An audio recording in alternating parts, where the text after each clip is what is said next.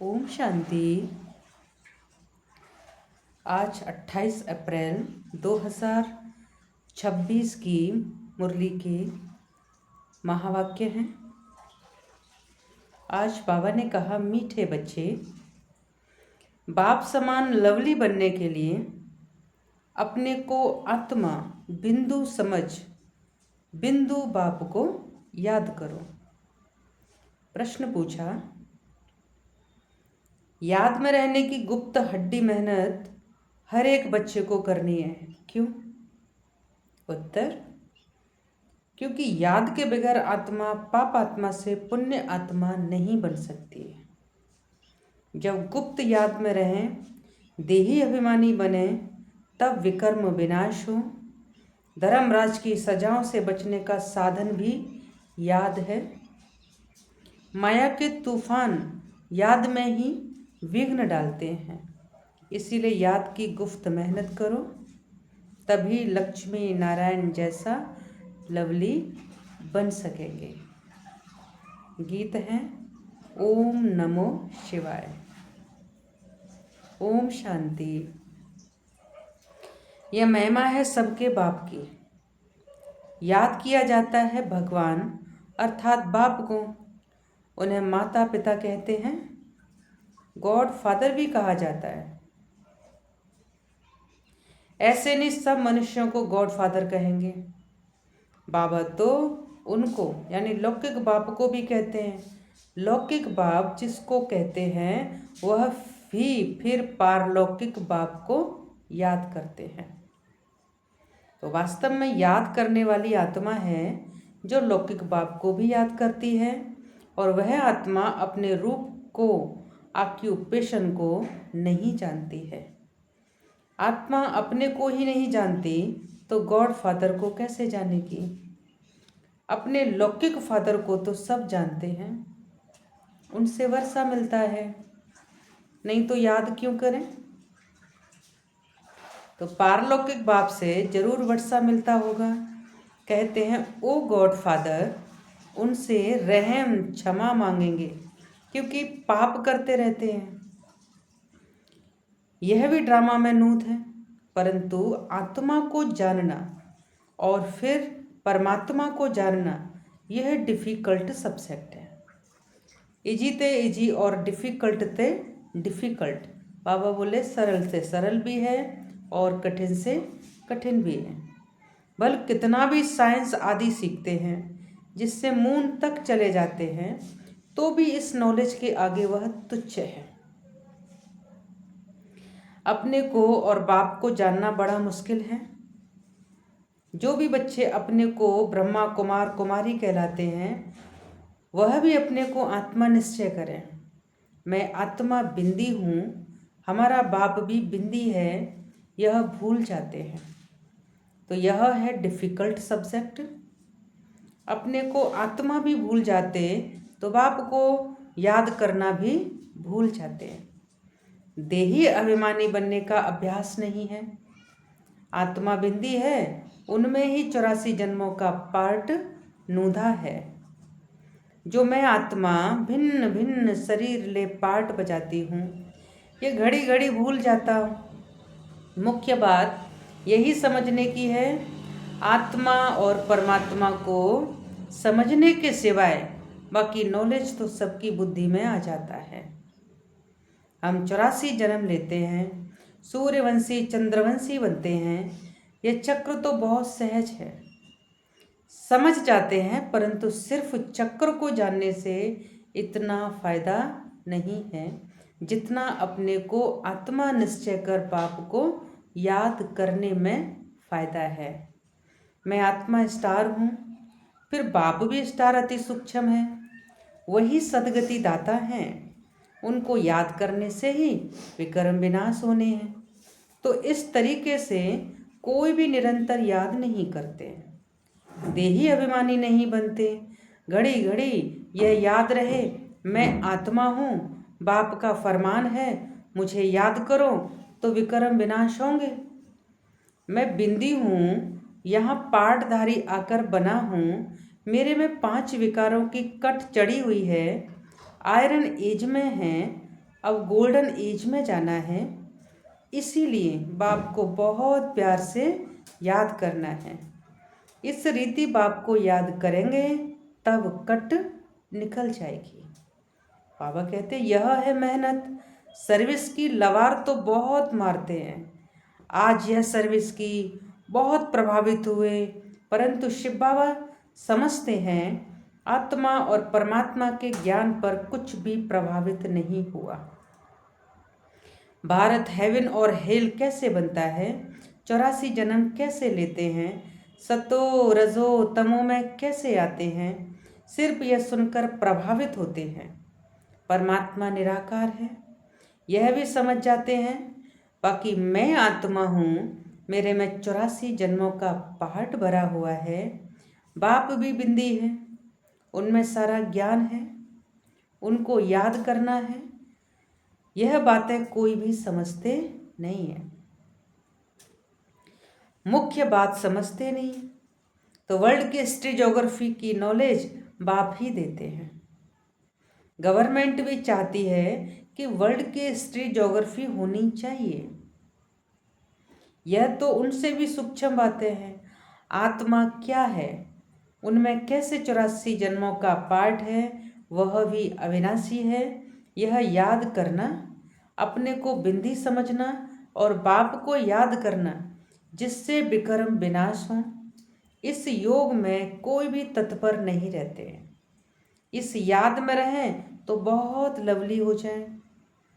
तो ये लक्ष्मी नारायण देखो कितने लवली हैं। यहाँ के मनुष्य तो देखो कैसे हैं, खुद भी कहते हैं हमारे में कोई गुण नहीं, हम जैसे मलिच्छ हैं, आप स्वच्छ हैं।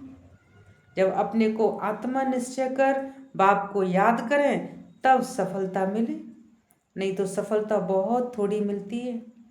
समझते हैं हमारे में बहुत अच्छा ज्ञान है, वर्ल्ड की हिस्ट्री ज्योग्राफी हम जानते हैं, परंतु योग का चार्ट नहीं बताते हैं। मुश्किल कोई है जो इस अवस्था में रहते हैं, अर्थात अपने को आत्मा समझ बाप को याद करते हैं। बहुतों को अभ्यास नहीं है। बाबा समझते हैं कि बच्चे सिर्फ ज्ञान का चक्र बुद्धि में फिराते हैं, बाकी मैं आत्मा हूँ। बाबा से हमको योग लगाना है, जिससे आयरन एज से निकल गोल्डन एज में जाएंगे। मुझ आत्मा को बाप को जानना है, उसकी याद में ही रहना है।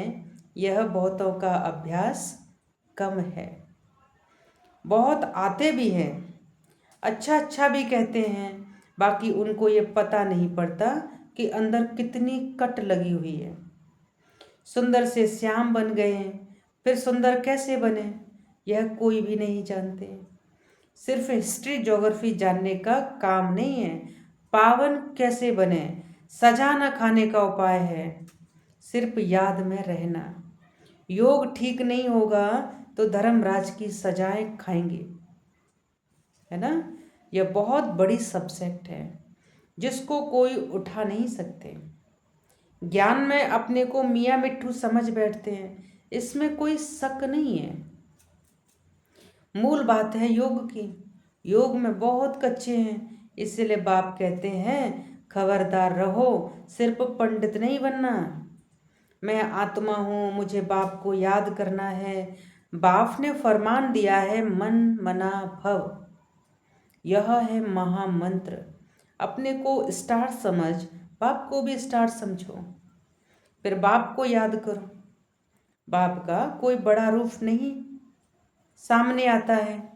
जो देही अभिमानी बनने में ही मेहनत है, विश्व के महाराजा महारानी एक बनते हैं, जिनकी लाखों प्रजा बनती है। प्रजा तो बहुत है ना। हिस्ट्री ज्योग्राफी को जानना तो सहज है, परंतु जब अपने को आत्मा समझ बाप को याद करेंगे तब पावन बनेंगे। तो यह अभ्यास बड़ा डिफिकल्ट है। याद करने बैठेंगे तो तूफान बहुत विघ्न डालेंगे। कोई आधा घंटा भी एक रस हो के बैठे बड़ा मुश्किल है, घड़ी घड़ी भूल जाएंगे। इसमें सच्ची सच्ची गुप्त मेहनत है। चक्र का राज जानना सहज है, बाकी देही अभिमानी हो बाप को याद करना यह मुश्किल कोई समझते हैं और उस एक्ट में आते हैं। बाप की याद से ही तुम पावन बनेंगे, निरोगी काया, बड़ी आयु मिलेगी। सिर्फ वर्ल्ड की हिस्ट्री ज्योग्राफी समझाने से माला का दाना नहीं बन सकते, दाना बनेंगे याद से। यह मेहनत कोई से पहुंचती नहीं है, खुद भी समझते हैं कि हम याद में नहीं रहते। अच्छे अच्छे महारथी इस बात में ढीले हैं। मुख्य बात समझाना आता ही नहीं तो यह बात है भी मुश्किल। कल्प की आयु इन्होंने बड़ी कर दी। तुम 5000 वर्ष सिद्ध करते हो, परंतु आत्मा परमात्मा का राज कुछ भी नहीं जानते, याद ही नहीं करते हैं, इसीलिए अवस्था डगमगाती रहती है। देह अभिमान बहुत है, देही अभिमानी बने तब माला का दाना बन सके। ऐसे नहीं वर्ल्ड की हिस्ट्री ज्योग्राफी समझाते हैं इसीलिए हम माला में नजदीक आ जाएंगे। बाबा कहता है नहीं, आत्मा इतनी छोटी है, इसमें 84 जन्मों का पार्ट भरा हुआ है और इस बात को पहले पहले बुद्धि में लाना है, फिर चक्र को याद करना है। तो मूल बात है योग की, योगी अवस्था चाहिए। पाप आत्मा से पुण्य आत्मा बनना है। आत्मा पवित्र होगी योग से, योग बल वाले ही धर्मराज के डंडों से बच सकते हैं। यह मेहनत बड़ी मुश्किल कोई से होती है। माया के तूफान भी बहुत आएंगे, यह बहुत हड्डी गुफ्त मेहनत है। तो लक्ष्मी नारायण बनना मौसी का घर नहीं है। यह अभ्यास हो जाए तो चलते फिरते बाप की याद आती रहे और इसको ही योग कहा जाता है। बाकी ये ज्ञान की बातें तो छोटे छोटे बच्चे भी समझ जाएंगे। चित्रों में सब युग आदि लगे हुए हैं, यह तो कॉमन है। जब कोई भी कार्य शुरू करते हैं तो स्वास्तिका लगाते हैं, है ना।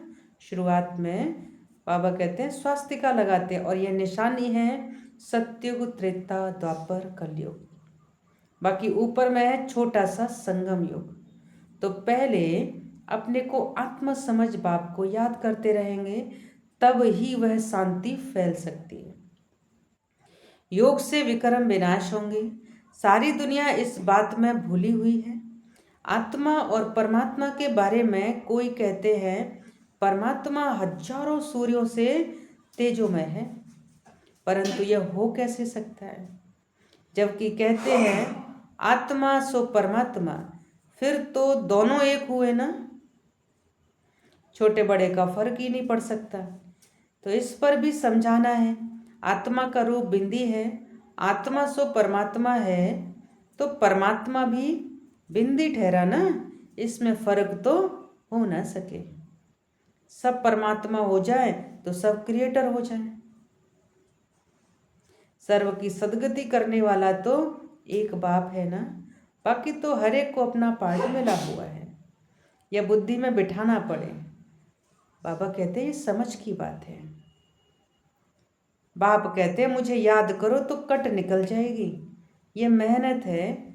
एक तो आधा कल्प देह अभिमानी हो रहे हो, सत्युग में देही अभिमानी रहते भी बाप को नहीं जानते, ज्ञान को नहीं जानते। इस समय जो तुमको नॉलेज मिलती है वह नॉलेज गुम हो जाती है। वहाँ सिर्फ इतना जानते हैं कि हम आत्मा एक शरीर छोड़कर दूसरा लेते हैं, पाठ बजाते हैं। इसमें फिक्र की क्या बात है। हर एक को अपना अपना पार्ट बजाना है। रोने से क्या होगा, यह समझाया जाता है। अगर कुछ समझें तो शांति आ जाए, खुद समझेंगे तो औरों को भी समझाएंगे। बुजुर्ग लोग समझाते भी हैं, रोने से क्या वापस थोड़े ही आएंगे, है ना। बाबा कहते हैं जब कोई व्यक्ति शरीर छोड़ता है तो बुजुर्ग लोग समझाते भी हैं कि रोने से क्या वापस थोड़े ही आएंगे, शरीर छोड़ आत्मा निकल गई, इसमें रोने की क्या बात है। अज्ञान काल में भी ऐसे समझते हैं, परंतु वह यह थोड़े ही जानते हैं कि आत्मा और परमात्मा क्या चीज है। आत्मा में खाद पड़ी है वह तो समझते हैं, आत्मा निर्लेप है। तो ये बहुत महीन बातें हैं, बाबा जानते हैं। बहुत बच्चे याद में रहते नहीं हैं, सिर्फ समझाने से क्या होगा। बहुत प्रभावित हुआ, परंतु इससे उसका कोई कल्याण थोड़े हुआ। आत्मा परमात्मा की पहचान मिले तब समझें कि बरोबर हम उनके बच्चे हैं। बाप ही पतित पावन है, हमको आकर दुख से छुड़ाता है, वह भी बिंदी है, तो बाप को निरंतर याद करना पड़े। बाकी हिस्ट्री ज्योग्राफी जानना कोई बड़ी बात नहीं है, बल समझने लिए आते हैं, परंतु इस अवस्था में तत्पर रहें कि मैं आत्मा हूँ, इसमें ही मेहनत है। आत्मा परमात्मा की बात तो तुमको भी बाप ही आकर समझाते हैं। सृष्टि का चक्र तो सहज है, जितना हो सके उठते बैठते देही अभिमानी बनने की मेहनत करनी है। देही अभिमानी बहुत शांत रहते हैं, समझते हैं मुझे साइलेंस में जाना है, निराकारी दुनिया में जाकर विराजमान होना है। हमारा पाठ अभी पूरा हुआ। बाप का रूप छोटा बिंदी समझेंगे और वह कोई बड़ा लिंग नहीं है, बाबा बहुत छोटा है। वही नॉलेजफुल सर्व के सदगति दाता है। मैं आत्मा भी नॉलेजफुल बन रहा हूँ। ऐसा चिंतन जब चले तब ऊंच पद पा सके। दुनिया भर में कोई आत्मा और परमात्मा को नहीं जानते। तुम ब्राह्मणों ने अब जाना है, सन्यासी भी नहीं जानते, न आकर समझेंगे। वह तो सब अपने अपने धर्मों में ही आने वाले हैं, हिसाब किताब चुकतू कर चले जाएंगे। तुमको ही ये मेहनत करने से बाप से वर्षा मिलेगा। अब फिर देही अभिमानी बनना है, दिल तो आत्मा में है ना। आत्मा को ही दिल बाप से लगाना है, दिल शरीर में नहीं है। शरीर के तो सब स्थूल आर्गन्स हैं। दिल को लगाना ये आत्मा का काम है। अपने को आत्मा समझ फिर परमात्मा बाप से दिल लगानी है ना, मन लगाना है। आत्मा बहुत सूक्ष्म है, कितनी छोटी सूक्ष्म आत्मा पाठ कितना बजाती है, तो ये कुदरत है। इतनी छोटी चीज में कितना विनाशी पाठ भरा हुआ है, वह कभी मिटने वाला नहीं है, बहुत सूक्ष्म है। तुम कोशिश करेंगे तो भी बड़ी चीज याद आ जाएगी। मैं आत्मा छोटा स्टार हूँ, तो बाप भी छोटा है।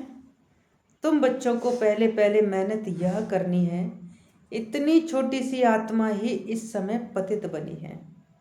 आत्मा को पावन बनाने का पहले पहले यह उपाय है।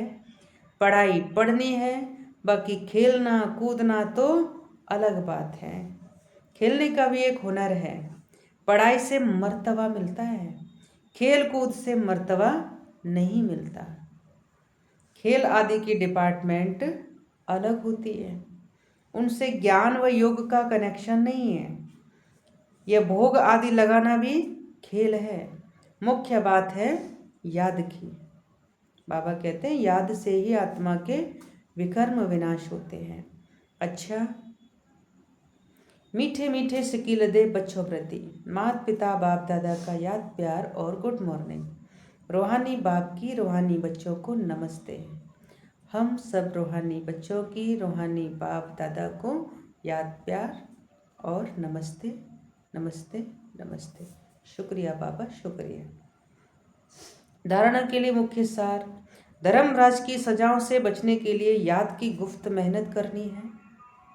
पावन बनने का उपाय है अपने को आत्मा बिंदी समझ बिंदु बाप को याद करना। ज्ञान में अपने आप को मियाँ मिट्टू नहीं समझना है, एक रस अवस्था बनाने का अभ्यास करना है। बाप का जो फरमान है उसे पालन करना है। वरदान है, हर कर्म करते हुए कमल आसन पर विराजमान रहने वाले सहज व निरंतर योगी भव। हर कर्म करते हुए कमल आसन पर विराजमान रहने वाले सहज व निरंतर योगी भव। निरंतर योग युक्त रहने के लिए कमल पुष्प के आसन पर सदा विराजमान रहो। लेकिन कमल आसन पर वही स्थित रह सकते हैं जो लाइट हैं। किसी भी प्रकार का बोझ अर्थात बंधन न हो। मन के संकल्पों का बोझ, संस्कारों का बोझ, दुनिया के विनाशी चीज़ों की आकर्षण का बोझ, लौकिक संबंधियों की ममता का बोझ। जब यह सब बोझ खत्म हो तब कमल आसन पर विराजमान निरंतर योगी बन सकेंगे। स्लोगन है, सहनशीलता का गुण धारण कर लो तो असत्यता का सहारा नहीं लेना पड़ेगा। अव्यक्त इशारे, महान बनने के लिए मधुरता और नम्रता का गुण धारण करो। किसके संस्कार सरल मधुर होते हैं तो वह संस्कार स्वरूप में आते हैं। जब संस्कार बाप दादा के समान बन जाएंगे तो बाप दादा के स्वरूप सभी को देखने में आएंगे। जैसे बाप दादा वैसे हूबहू वही गुण, वही कर्तव्य, वही बोल, वही संकल्प अनुभव होंगे। सभी के मुख से निकलेगा, यह तो वही लगते हैं। अच्छा, ओम शांति।